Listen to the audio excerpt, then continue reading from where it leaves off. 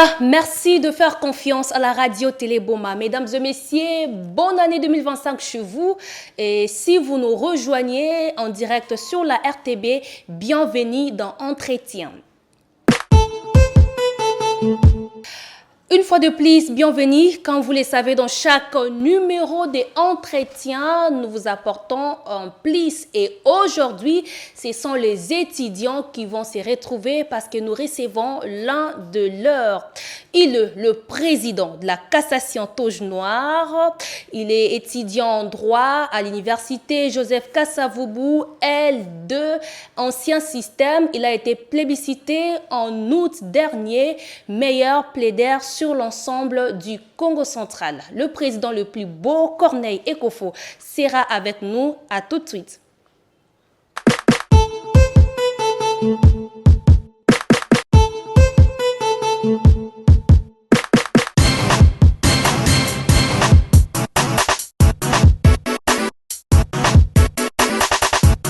Voilà, il est là sur ce plateau aménagé, Maître Corneille. Moi, je l'appelle déjà Maître. Bienvenue. Merci surtout d'être avec nous. Merci beaucoup de me recevoir aujourd'hui. Meilleur plaidaire, c'est un bon signe. Marquis Toulouse-Kikero. Merci beaucoup. Voilà, qui représente ces titres de meilleur plaideur pour vous? Alors, il faut savoir que le titre de meilleur plaideur est un titre que nous avons obtenu dans le cadre d'une compétition nationale. Et c'est un concours qui a été organisé réunissant les meilleures universités du pays. Et quand même posséder ce titre-là, c'est une marque de reconnaissance et de prestige. Et aussi dans tout ça, il y a une reconnaissance à la qualité de l'enseignement académique provincial, surtout particulièrement de la ville de Boma qui est reconnue. C'est aussi un honneur pour la ville, quelque part, de posséder ce titre-là. Et voilà, vous portez cette couronne, ça nous fait plaisir. Qu'est-ce qui vous a motivé à choisir le droit? Aujourd'hui, vous êtes en deuxième L2, ancien système. Qu'est-ce qui vous a motivé à choisir cette faculté? Alors, merci beaucoup pour la question. C'est qu'il faut savoir qu'étant petit, déjà, j'ai toujours développé une sorte de dégoût par rapport à l'injustice, par rapport à ceux qui possédaient le pouvoir et qui en abusaient. Alors, je me suis dit qu'il fallait que je fasse de ma vie une occasion pour rendre justice aux gens. Alors, c'est tout à fait normal que je sois tombé amoureux du droit, du pouvoir, dans l'idée, dans la seule perspective de rendre justice à ceux qui n'ont pas les moyens de se défendre. Et voilà, aujourd'hui avec vous, nous parlons de la Cassation Toge Noire que vous dirigez depuis quelques mois. Dites-nous un peu, la Cassation Toge Noire, c'est quoi? Alors, il faut savoir sur la Cassation Toge Noire que de base, la Cassation Toge Noire est un groupe scientifique de prestations judiciaires, mais pas seulement. C'est aussi un groupe scientifique qui se veut posséder des valeurs de formation, mais aussi des valeurs d'ambassadeur, parce qu'il nous arrive aussi de nous déplacer, d'aller représenter la ville, l'université, en dehors de notre province et même en dehors de la ville où nous sommes. La Cassation Toge Noire est une structure, comme j'aime le dire, de prestations judiciaires, mais aussi qui a une valeur éducative, car cette structure nous permet bien évidemment de tenir des réunions éducatives et qui peuvent aider même ceux qui ne sont pas juristes à avoir quelques petites notions du droit.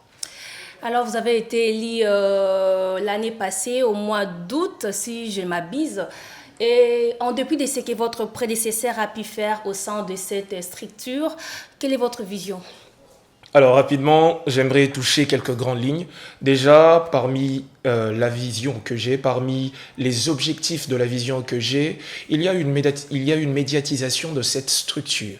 Alors par médiatisation, j'entends bien vulgariser le concept de la Cassation Toge Noire. Je compte bien le répandre, pas seulement au sein de l'université, mais sur toute l'étendue de la ville, de la province et voire même du pays tout entier. Segundo, je compte aussi imposer la Cassation Toge Noire de l'UKV Boma sur l'ensemble du territoire congolais en participant à des grands concours des renom et bien sûr en participant et en remportant ces concours-là. Et troisièmement, pour finir, parmi les objectifs que nous sommes en train de poursuivre, c'est aussi aider, mais les étudiants, pas seulement les étudiants, mais aussi toutes les personnes qui ont cette passion pour le droit, à acquérir un maximum de connaissances et à persévérer dans leur attachement pour la justice. Et voilà, belle vision. Merci. Et pensez-vous que vous allez réaliser cette vision avec le temps qui vous reste à la tête de la cassation touche noire? Absolument, je crois que c'est faisable. Nous sommes dans nos débuts et comme tout programme, il faut attendre la fin pour faire un bilan. Mais déjà, jusque-là, les choses s'amorcent assez bien et nous avons quelques accomplissements à notre actif et nous croyons qu'avec le temps qu'il nous reste, nous serons capables, bien évidemment, d'atteindre chacun des objectifs que nous nous sommes fixés. Et vous êtes déjà combien de temps à la tête de cette structure? Alors, je suis là depuis quelques mois à peu près, et jusque-là, il me reste encore quelques mois aussi, disons-le comme ça, parce que le mandat dure une année académique. S'il faut vous évaluer, vous êtes à Alors, mon combien? évaluation serait, en tout cas, elle serait très positive, sans vouloir parler de façon mesquine. Jusque-là, les choses évoluent assez bien. Nous sommes en train de concevoir ce que l'on a appelé le concours Eloquentia, un grand concours qui va s'étendre sur l'ensemble de la faculté de droit de toute l'université, qui va aussi nous permettre de sortir des meilleurs plaideurs, pourquoi pas des meilleures plaideuses qui pourraient par la suite représenter fièrement l'université, mais aussi la ville. Alors, des concours comme ça, nous organisons plusieurs panels et jusque-là, je tiens encore quelque chose que nous sommes en train d'organiser de grand parce que c'est en négociation et si ça marche, c'est parce que ça marchera, je le crois fortement. D'ici peu, nous aurons certaines couvertures politiques qui viendront enfin assister à ce concours, ce qui aura pour conséquence de nous donner une certaine crédibilité encore aux yeux de la province et une légitimité auprès du pays aussi. Très bien. Et dites-nous comment est structurée la cassation touche noire et parlez-nous un peu du fonctionnement.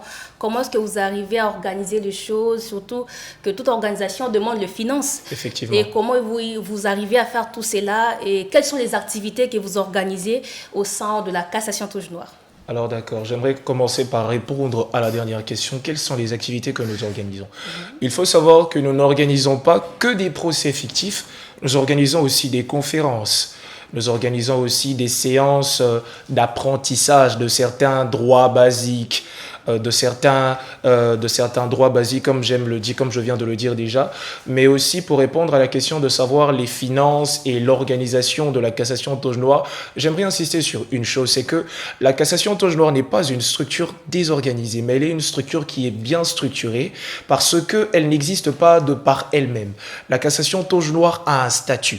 Et le statut régit le fonctionnement même de cette structure. Par le statut, par exemple, il y a un délai qui est fixé pour les présidents en exercice. Par le statut aussi, il y a les membres du gouvernement, si vous voulez, un membre du comité qui doit être élu, qui doit accompagner la vision du leader et celle du président. Le leader qui est le président dans le cas mis sous examen. Alors, pour comprendre un peu plus sur cette structure, j'aimerais toucher quelques éléments sur le gouvernement. La cassation touche noire a un président que je suis, Corneille Kofo. Il y a un vice-président, Dieu Boissa. Il y a un chargé de recherche, Dieudonné Mukenge. Il y a aussi une secrétaire permanente en la personne de Christophe Vivangou. Il y a également une chargée de finances, mademoiselle Myriam, que je salue en passant. Vous comprendrez par quelques postes que je viens d'énumérer, la cassation touche noire est très bien organisée dans son ensemble. Alors j'aimerais toucher un autre aspect que vous avez parlé, dont vous avez évoqué, il s'agit ici des finances. Comme toute organisation qui a un caractère aussi social, nous subsistons par les cotisations que nous avons dès nos membres, mais pas seulement. Lors des grandes activités, il nous arrive d'écrire à l'université parce que d'ailleurs, sans notre comité de gestion, nous serons incapables de tenir des activités. Alors, en dehors des cotisations que nous avons de par nous-mêmes, nous avons également le soutien permanent du comité de gestion de l'UQAV Boma, à qui je passe mes salutations, et bien évidemment sous la houlette du recteur qui nous accompagne dans chacune des activités que nous tenons. Je tiens à rappeler que récemment, nous étions à Mbanzangungu, nous nous sommes déplacés à Matadi, toujours dans ce cadre-là, parce qu'il y a eu des gens qui nous ont soutenus. Ici aussi, j'aimerais parler toujours des finances. Il y a un troisième partenariat, si on peut l'appeler comme ça. Ce sont des anciens étudiants de l'UQAV qui faisaient partie de la cassation touche noire aujourd'hui dans la profession, qui font du mieux qu'ils peuvent, qui nous soutiennent tant psychologiquement, tant en nous donnant des orientations dans ce que nous sommes en train de faire, mais aussi de manière financière. Ici, si quelqu'un peut être touché et peut vouloir nous soutenir d'une quelconque manière que ce soit, nous ne disons pas non à cela. Mais là, je viens d'énumérer les quelques sources de financement que nous avons au sein de la cassation Tauge Noire. Sincères félicitations au comité de gestion de l'université Joseph Kasavubu, mais on va avancer avec les questions. Vous avez évoqué le procès, parmi les activités que vous organisez, les procès similés. Alors, comment faites-vous pour le choix des sujets et des prestataires? Alors, une autre chose importante, impérieuse, voire même capitale à savoir, c'est que dans l'organisation de nos procès fictifs, nous choisissons des sujets qui font couler beaucoup d'encre. Nous nous basons sur l'actualité. Nous tenons compte de l'actualité. Récemment, il y a eu l'affaire des détournements des deniers publics. Nous avons eu un procès qui avait un lien avec les détournements des deniers publics. Actuellement, d'ailleurs, l'un des débats qui fait couler beaucoup d'encre, en l'occurrence, la modification de la Constitution, entre guillemets aussi, il faut savoir, c'est un sujet qui fait couler beaucoup d'encre. Nous voyons comment, dans notre structure, nous pouvons adapter certaines réalités qui font l'actualité à nos procès. Mais sinon, pour le choix de nos activités, pour le choix des sujets de nos activités, nous mettons généralement l'accent sur des sujets qui font couler beaucoup d'encre.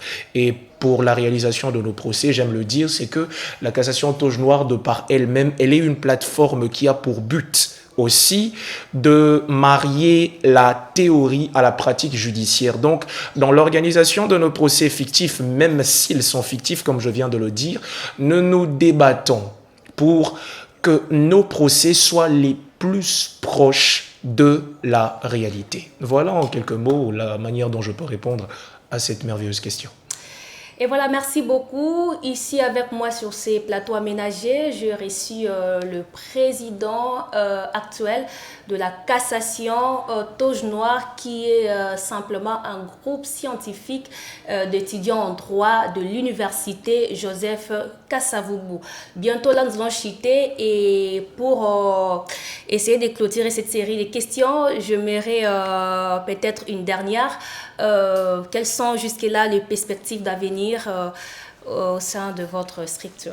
Alors, comme je le disais déjà, j'ai tantôt effleuré la réponse à cette question, c'est que nous voulons que cette structure soit reconnue. Nous voulons que cette structure acquiert un maximum de reconnaissance, de crédibilité aussi, et pourquoi pas qu'elle obtienne un maximum de soutien de la part des ressortissants de la ville de Boma, de la part de ceux qui sont ressortis d'ici, de ceux qui sont ressortis de cette même alma mater qu'est l'UKV Boma. Et pour ce qui concerne mes perspectives, je peux toucher l'aspect projection à venir.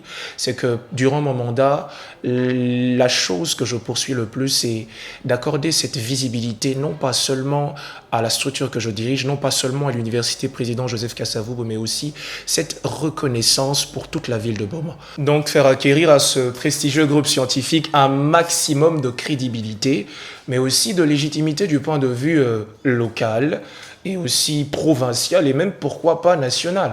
C'est un peu sur tous ces angles que se base ou sinon se fonde mon mandat. C'est comme ça que je peux répondre à la question que vous venez de me poser. Et nous attendons dire qu'il y a une activité, une conférence le 18 du mois prochain déjà? Absolument.